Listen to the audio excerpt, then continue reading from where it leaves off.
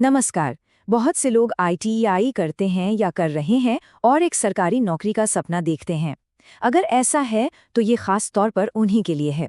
आज हम बात करेंगे एक बिल्कुल सीधा साफ रोड मैप की, जो आईटीआई से लेकर एक पक्की सरकारी नौकरी तक ले जाता है। तो चलिए शुरू करते हैं।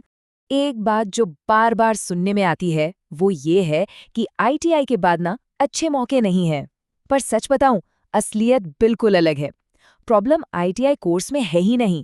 असली प्रॉब्लम है सही जानकारी का न होना, एक सही गाइडेंस की कमी। तो आज हमारी कोशिश यही है कि उसी कमी को पूरा किया जाए। ये जो हम बात करने वाले हैं, ये वही क्लियर रोड मैप है जिसकी तलाश ना जाने कितने ही स्टूडेंट्स को रहती है। एक ऐसा रास्ता जो सीधा एक सिक्योर गवर्नमेंट जॉब तक पहुंचाता है। तो सबसे पहले ये समझना बहुत ज़रूरी है कि आईटीआई करने वालों में आखिर ऐसी क्या खास बात होती है, मतलब सरकार को इनके स्किल्स की ज़रूरत क्यों पड़ती है। देखिए, एक बात तो बिल्कुल गांठ बांध लेनी चाहिए। आईटीआई कोई कमज़ोर कोर्स नहीं है। और ये तो स्किल्स का पावर हाउस है। यहाँ थ्योरी से ज़्यादा प्रैक्टिकल पर जोर होता है। मशीन कैसे चलानी है, वायरिंग कैसे करनी है, कोई फॉल्ट आ जाए तो उसे कैसे ढूंढना है, ये सब सिखाया जाता है। और सच तो ये है कि सरकार को ना सबसे ज्यादा जरूरत उन्हीं लोगों की होती है जो असल में जमीन पर उतरकर काम कर सकते हैं। तो ठीक है, अब आते हैं सीधे उस रोड मैप पर। हम बात करेंगे उन 4 बड़े सरकारी सेक्टर्स की जहां आईटीआई पास कैंडिडेट्स की डिमांड सबसे ज्यादा रहती है। तो सबसे पहला और शायद सबसे बड़ा सेक्टर वो है रेलवे। जी हाँ, इंडियन रेलवेज आईटीआई स्टूडेंट्स के लिए सबसे बड़ा रिक्रूटर है। आप देखिए, technician, track maintainer, helper, signal department, हर साल हजारों भर्तियां निकलती हैं। रेलवे को चाहिए वो लोग जो फील्ड में काम कर सके, और यहीं पर आईटीआई का हुनर सबसे ज्यादा काम आता है। दूसरा बड़ा मौका मिलता है डिफेंस सेक्टर में। आर्मी, नेवी, एयरफोर्स तीनों में टेक्निकल पोस्ट्स के लिए आईटीआई वालों को लिया जाता है। आर्मी में इलेक्ट्रिशियन, फिटर चाहिए, नेवी के डॉकयार्ड्स में टेक्निकल काम होता है, एयरफोर्स में टेक्निकल असिस्टेंट की जरूरत होती है।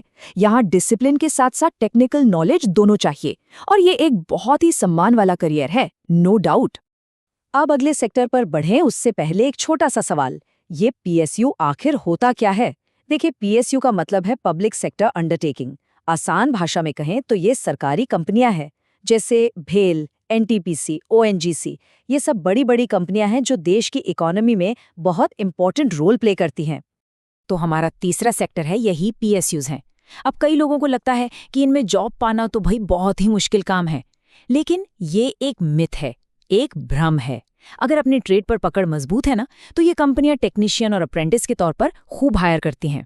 और यहाँ क्या मिलता है? जॉब सिक्योरिटी, अच्छी सैलरी और एक स्टेबल फ्यूचर।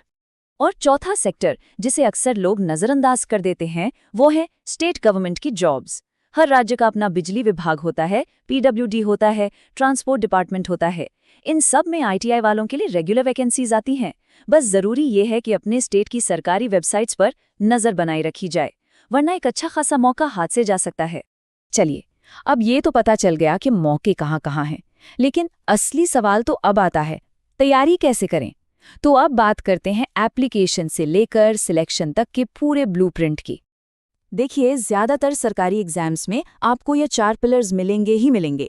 पहला मैथ्स, दूसरा रीजनिंग, तीसरा जनरल नॉलेज यानी जीके, और चौथा जो सबसे ज्यादा जरूरी है वो है खुद का ट्रेड सब्जेक्ट। अगर इन चारों पर फोकस कर लिया तो तैयारी एकदम ट्रैक पर आ जाती है। याद रखिए, अपनी ट्रेड की नॉलेज ही सबसे बड़ी ताकत है। अब एक नज़र डालते हैं उन ट्रेड्स पर जिनकी डिमांड सरकारी सेक्टर्स में सबसे ज्यादा है, जैसे कि इलेक्ट्रिशियन।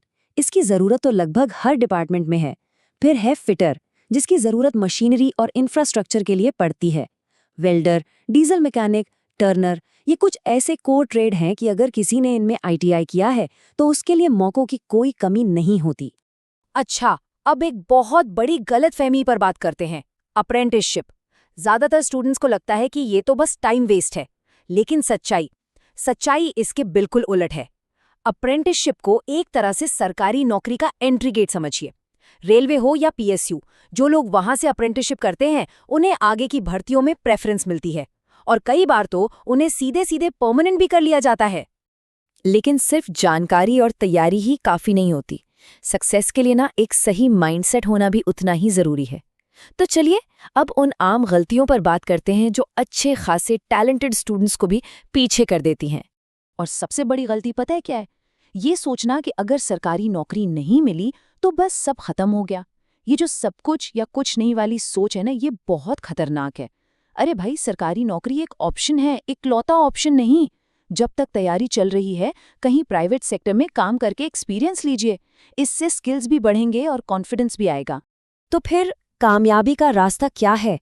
इसका जवाब छिपा है एक लॉन्ग टर्म विजन रखने में। ये समझना बहुत बहुत जरूरी है कि सक्सेस कोई इवेंट नहीं है जो एक दिन में हो जाए। ये एक प्रोसेस है, एक सफर है। कभी फॉर्म कैंसिल होगा, कभी एग्जाम लेट होगा, कभी रिजल्ट में देरी होगी, और यही वो टाइम होता है जो हिम्मत तोड़ता है। लेकिन जो इस दौर में टिका रहता है, जो लगातार मेहनत करता रहता है, आखिर में सिलेक्शन उसी का होता है। तो घूम फिर के हम वापस वहीं आ जाते हैं जहां से बात शुरू की थी। एक आईटीआई स्टूडेंट कमजोर नहीं होता, वो प्रैक्टिकल होता है। और सरकार को थ्योरी रटने वाले नहीं, प्रैक्टिकल काम करने वाले लोग चाहिए। तो देखिए, हुनर तो है, अब एक साफ सुथरा रोड मैप भी सामने है। सवाल सिर्फ एक है, क्या उस हुनर के दम पर अपना रास्ता बनाने की तैयारी है?